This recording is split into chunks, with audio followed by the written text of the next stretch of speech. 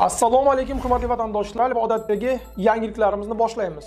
Boshlashdan oldin katta iltimos, meni ko'rayotgan bo'lsangiz, podpiskani bosinglar. Podpiska bizning kanalimizga rivojlanishiga juda ham yordam beradi. Iltimos, shuni bosib qo'yinglar. Moskva hamda Moskva oblasti va Sankt-Peterburgdagi hamyurtlarimizga 10 yillik stajiga ega ishonchli dokument xizmatlarini taklif qilamiz. Registratsiya va uni продление qilish, трудовой договор, уведомление, spravkalar, проверка bazalar xizmatlari mavjud. Muhim eslatma, Amina ilovasi to'liq ishlamaganligi sababli registratsiya qilmaganlar zudlik bilan ushbu xizmatdan foydalaning. Hoziroq ekrandagi raqamlarga qo'ng'iroq qiling yoki WhatsAppdan yozing. Assalomu alaykum. Isroil Hizbullohning 1000 dan ortiq a'zosini yo'q qildi. Videodan to'liq xabardor bo'lish uchun videoga like va podpiska tugmalarini bosib qo'ying. Isroil kuchlari Livanda bir oy davom etgan janglar ortidan Hizbullohning qariyb 1000 nafar a'zosini yo'q qildi. Bu haqda Isroil mudofaa armiyasi xabar berdi. Ma'lum qilinishicha, nishonlar orasida yuqori martabali qo'mondonlar va Radvan maxsus bo'linmasining ko'plab jangchilari ham bor. Shuningdek, Isroil armiyasi Livan bo'ylab 3500 dan ortiq nishonga zarba bergan. Bu zarbalar asosan harbiy infratuzilma, qurol omborlari, raketa uchirish qurilmalari hamda boshqaruv markazlariga qaratilgan. Quruqlikdagi operatsiyalarda Livan janubida Sahalning 3 ta diviziyasi ishtirok etmoqda. Shu vaqt ichida Isroil tomoni 10 nafar harbiysini yo'qotganini bildirgan.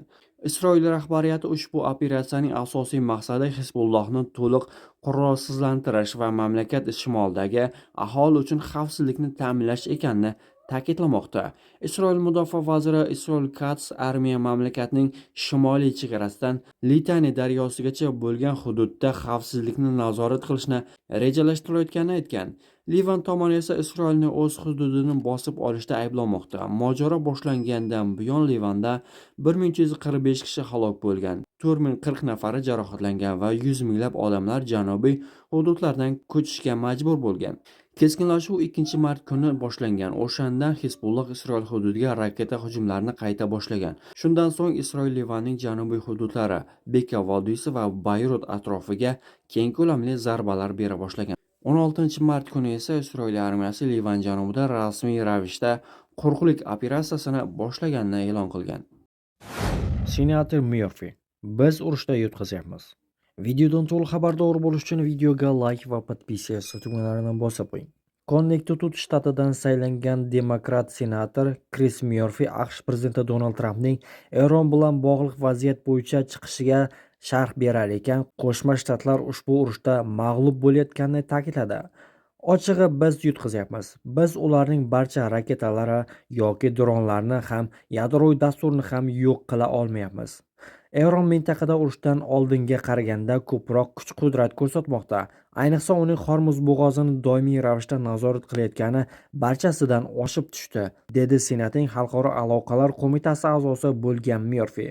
Senatorning qo'shimcha qilishicha, AQSh o'zida mavjud bo'lmagan milliardlab mablag'larni va amerikaliklar hayotini, dunyoni beqarorlashtiradigan hamda mamlakatni mas'uliyatsiz qilib ko'rsatadigan urushga sarflamoqda. Chiqish yo'li qayerda? Time jurnali Eronga qarshi amaliyotdan chiqish yo'lini izlayotgan Trampning surati aks etgan muqovani taqdim etdi. Ittifoqchilarning so'zlariga ko'ra, Tramp g'alaba haqida e'lon qilish harbiy harakatlarni to'xtatish yo'lini qidirmoqda va siyosiy zarar orqaga qaytarib bo'lmas darajaga yetguniga qadar iqtisodiy vaziyat barqarorlashishidan umid qilmoqda, deb yozadi nashr. Bu Amerika siyosatiga xos an'anaviy uslub, ammo mojaro boshlashadi, keyin esa undan chiroyli chiqib ketish uchun yo'lni izlashadi. Bu AQSh tashqi siyosiy kursining naqadar kaltabinlik va tavakkalchilik ustiga qurilganini yana bir bor tasdiqlaydi, deyiladi yana bir izohda. Isroil Livanda juma namozidan chiqqanlarni nishonga oldi. Sumxur shaharchasida juma namozidan keyin masjiddan chiqqanlarga qarshi Isroilning dron hujumi oqibatida bir kishi hayotdan ko'z yumdi, 11 kishi yaralandi.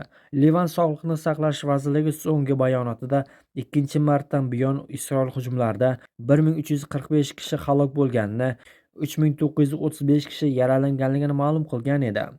Livan hukumati mamlakatda ko'chilganlar soni 1,162,000 dan oshganini bildirgan.